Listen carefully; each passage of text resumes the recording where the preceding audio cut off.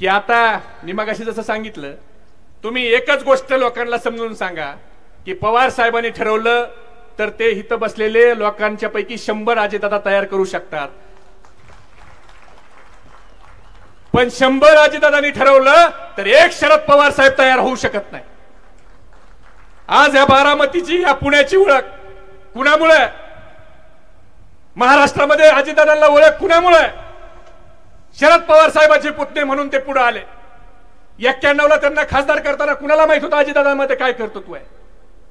99 ला त्यांना मंत्री केला।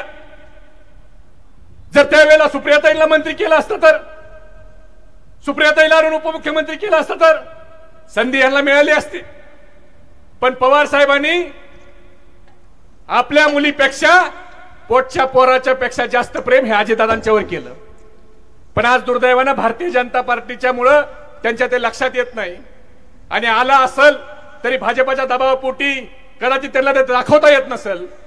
पण आज पुणे जिल्हा मध्ये औद्योगिक संस्था कुणी आणल्या, हिंजवडीचा आयटी हब कुणी आणलं, शेतकऱ्याची 71,000 कोटीची कर्जमाफी कुणी केली?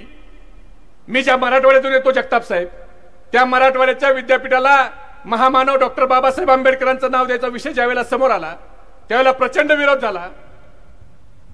पण त्यावेळेला पवार साहेबांनी भूमिका घेतली की ज्या महामानवाने या देशाचं संविधान लिहिलं त्या महामानवाचं नाव मी मराठवाडा विद्यापीठाला दिल्याशिवाय राहणार नाही, सत्ता गेली तरी चालेल, पण महामानव डॉक्टर बाबासाहेब आंबेडकरांचं मी नाव देणार। आज ओबीसीचं 27% आरक्षण मंडळ आयोगाची अंमलबजावणी कुणी केली? आज सामाजिक न्याय आदिवासी एक खातं होतं, ह्या एक खात्याचे 2 खाते केले, आणि सामाजिक न्याय विभागाला एकूण बजेटच्या 8% निधी आणि आदिवासी बजेट खात्याला एकूण बजेटच्या 9.9% निधी हा कुणी दिला? तर हा आदरणीय शरद पवार साहेबांनी दिला। हे लोकांच्या मध्ये आपल्याला जाऊन सांगावं लागणार आहे।